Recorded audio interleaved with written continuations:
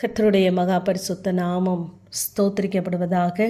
23ஆம் சங்கீதம் 1ஆம் வசனம். கர்த்தர் என் மெய்ப்பராயிருக்கிறார், நான் தாழ்ச்சி அடையேன் என்று வாசிக்கிறோம். கர்த்தரை நமக்கு மெய்ப்பராக நாம் வைத்திருப்போமானால் நாம் எல்லா காரியத்திலையும் நாம் குறைவுபட்டு போகாதபடி காக்கிற நல்ல மெய்ப்பர் நம்மோடு கூட இருக்கிறார். அந்த மெய்ப்பர் நம்மை எப்படியெல்லாம் நடத்துகிறார் என்று நாம் அந்த சங்கீதம் முழுவதையும் வாசித்து தெரிந்து கொள்ளலாம். இப்பொழுது கர்த்தர் என் மெய்ப்பனாய் இருக்கிறார் என்று இந்த சங்கீதக்காரனாகிய தாவீது எப்படிப்பட்ட சூழ்நிலைகளிலே இந்த பாடலை பாடுகிறார் என்றால், இங்கு சவுல் தன்னை துரத்தி கொண்டு வருகிறான். அவன் ஒரு தவறும் செய்யவில்லை. ஆனால் ஜனங்களும் அவனை பிடித்து ராஜாவிடம் ஒப்படைப்பதற்காக தேடுகிறார்கள். அவன் தன் ஜீவனை தப்புவிப்பதற்காக அங்கே காடுகள், மலைகள், கெபிகள், அம்மோன் தேசம், மோவாப் தேசம், பெலிஸ்திய தேசம் என அவன் ஓடிக்கொண்டே வருகிறான்.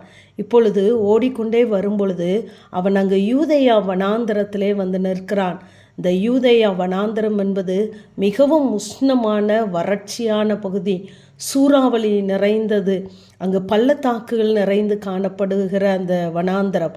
இந்த வனாந்தரத்தின் நுழைவு வாயிலிலே, அதாவது மாகோன், இந்த மாகோன் என்பது யூதேயா வனாந்தரத்தின் நுழைவு வாயில், இங்கு வந்து நிற்கிறான். இங்கு தாவீது இருக்கிறான் என்று அங்கு சவுலுக்கு சொல்லப்படுகிறது. உடனே அங்கு அவனுடைய ஜனங்களும் அவனும் இந்த தாவீதை சூழ்ந்து கொள்ளுகிறார்கள். இப்பொழுது அவனுக்கு தப்பிப்பதற்கு வழி தெரியவில்லை. அப்பொழுதுதான் சங்கீதம் 22 பாடலாக பாடுகிறார்.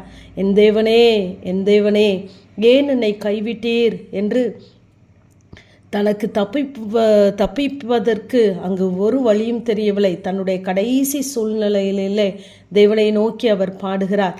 இப்பொழுது ராஜாவுக்கு ஒரு செய்தி வருகிறது. பெலிஸ்தியர் யுத்தம் பண்ண வருகிறார்கள் என்றதும் சவுல் இவனை துரத்துவதை விட்டுவிட்டு அங்கு யுத்தம் பண்ணுவதற்காக கடந்து செல்கிறான். இப்பொழுது அங்கு எல்லாரும் சிதறடிக்கப்பட்டு போய்விடுகிறார்கள். அதை தான் 1 சாமுவேல் 23ஆம் அதிகாரம் 28ஆம் வசனத்திலே சேலா அம்மாலிகோத் என்று சொல்லி நாம் வாசிக்கிறோம். அதற்கு அர்த்தம் சிதறடிக்கும் பாறை என்று பார்க்கிறோம். இப்பொழுது இந்த தாவீது மாத்திரம் இருக்கிறார். இவருக்கு முன்பதாக 2 வழிகள் இருக்கிறது.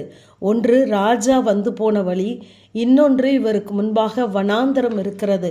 ஆகவே ராஜா போன வழியிலே போகாதபடி அந்த யூதேயா பாலைவனத்திலே தெரிந்தெடுத்து அதன் வழியாய் போகிறான். அங்கு அவனுக்கு பசி, தாகம், அந்த சூறாவளியினாலே தன்னுடைய உடல் முழுவதும் புழுதி, பள்ளத்தாக்கிலே அவன் கடந்து சென்றதினாலே உடல் முழுவதும் காயங்கள்.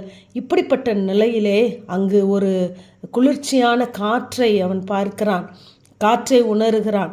அங்கு அந்த பக்கமாய் போகும் பொழுது அங்கு ஒரு என்கேதி காணப்படுகிறது. அந்த என்கேதியிலே அழகான புல், தண்ணீர், அங்கு அமர்ந்த தண்ணீர் காணப்படுகிறது. பேரீட்சை மரங்கள், திராட்சை மரங்கள், ஒலிவ மரங்கள், இது எல்லாம் என்கேதியின் அனுபவங்கள். இதை பார்க்கும் பொழுது அங்கு ஒரு ஆட்டுக்குட்டியை பார்க்கிறான். அது தண்ணீர் பருகி கொண்டு இருக்கிறது. இந்த ஆடு இருக்குமானால் அதற்கு ஒரு மெய்ப்பன் இருப்பானே என்று சொல்லி ஏறிட்டு பார்க்கும் பொழுது அங்கு ஒரு மெய்ப்பன் நிற்கிறான். அப்பொழுது தன்னையும் ஆட்டையும் பார்க்கிறான், அந்த மெய்ப்பனையும் கர்த்தரையும் பார்க்கிறான். இப்படியாக அவன் பார்த்து, என்னை இந்த என்கேதிக்கு கொண்டு வந்தது கர்த்தரே, அவரே எனக்கு நல்ல மெய்ப்பர்.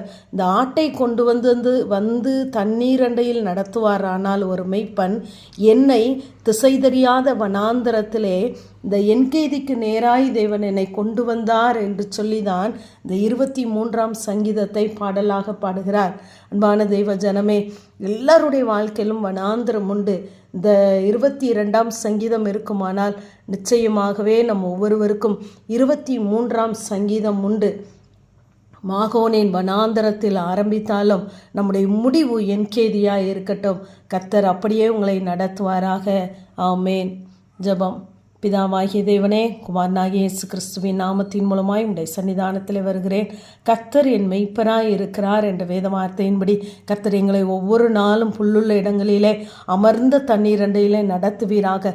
மரண இருளின் பள்ளத்தாக்காய் இருந்தாலும் நீங்கள் கூட இருந்து எங்களை கரம் பிடித்து நடத்துங்க. உடைய நன்மையும் கிருபையும் ஜீவனும் சமாதானமும் எங்களை சூழ்ந்து கொள்ளட்டும். உடைய கரங்களிலே எங்களை தாழ்த்துகிறோம்.